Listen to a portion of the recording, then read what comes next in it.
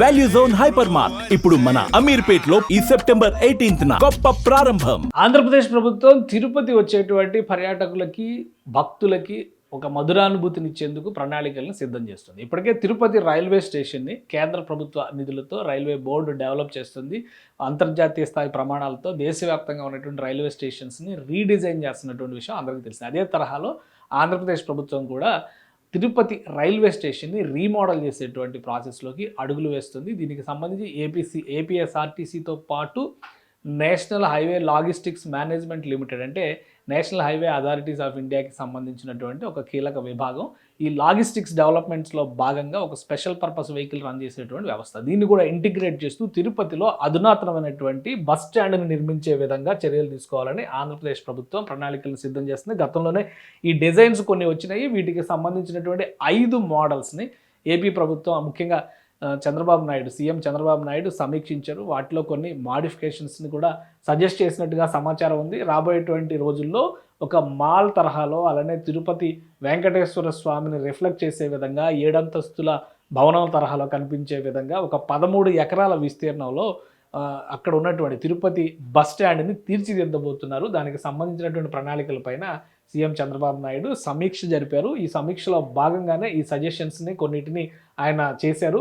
ఈ రాబోయేటువంటి రోజుల్లో తిరుపతి వచ్చేటువంటి భక్తులందరికీ కూడా ఇది ఒక మధురానుభూతి ఇవ్వాలి అనేటువంటి విధంగా తీర్చిదిద్దాలని చెప్పని ఆశిస్తున్నారు. మొత్తం 13 ఎకరాల విస్తీర్ణంలో ఈ బస్ స్టాండ్ని డిజైన్ చేస్తున్నారు. 13 ఎకరాలు విస్తీర్ణం, కనీసం 150 బస్సుల్ని హ్యాండిల్ చేసే విధంగా ఒకేసారి 150 బస్సుల్ని హ్యాండిల్ చేసే విధంగా తీర్చిదిద్దాలని భావిస్తున్నారు.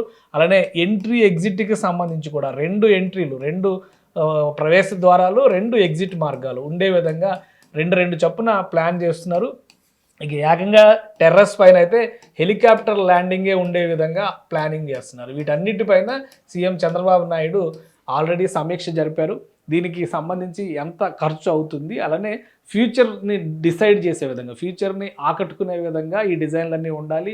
కంప్లీట్గా సోలార్ పవర్ సొల్యూషన్స్ తీసుకురావాలి. ఇందులో షాపింగ్ మాల్స్, వచ్చినటువంటి యాత్రికులు ఒకవేళ వెయిట్ చేసేటువంటి సమయం ఉంటే కనుక వాళ్ళకి రిక్రియేషన్ ఉండే విధంగా కొన్ని మాల్స్ని, కొన్ని రిక్రియేషన్ ఏరియాస్ని ఏర్పాటు చేయాలి. ఇక్కడి నుంచి టూరిజంను ప్రమోట్ చేసే విధంగా అవకాశం ఉన్నంత వరకు పరిశీలన జరపాలంటే రోప్ వే మార్గాలు వంటి వాటిని కూడా ఏర్పాటు చేయాలని చెప్పని ముఖ్యమంత్రి చంద్రబాబు నాయుడు సూచించినట్టుగా సమాచారం. సో మొత్తం ఇప్పుడు ఉన్నటువంటి డిజైన్స్లో ఫైనల్గా ఏది అప్రూవ్ చేస్తారనేది కొంచెం క్లారిటీ రావడానికి సమయం పట్టొచ్చు.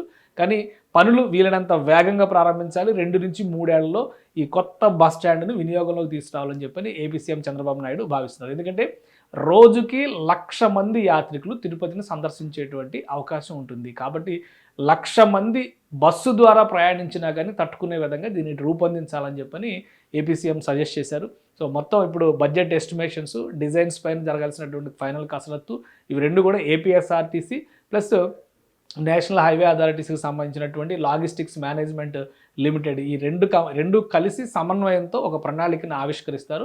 వీలైనంత వేగంగా ఈ ప్రాజెక్టుని ల్యాండ్ చేయాలని చెప్పని ఆంధ్రప్రదేశ్ ప్రభుత్వం భావిస్తుంది. దీనికి కావాల్సినటువంటి వనరులు సమకూర్చేటువంటి విషయంలో అవసరమైతే ప్రైవేటు భాగస్వామ్యాన్ని ఎంతవరకు తీసుకోవాలి దానిపైన కూడా ఒక సమీక్ష జరపాలని చెప్పని సీఎం చంద్రబాబు నాయుడు సూచించారు. ఇక రాబోయేటువంటి రోజుల్లో తిరుపతి వచ్చేటువంటి యాత్రికులకి ఈ 13 ఎకరాల విస్తీర్ణంలో నిర్మించబోయేటువంటి సువిశాలమైన బస్ స్టాండ్ ఒక ప్రధాన ఆకర్షణగా మారేటువంటి అవకాశాలు కనిపిస్తున్నాయి.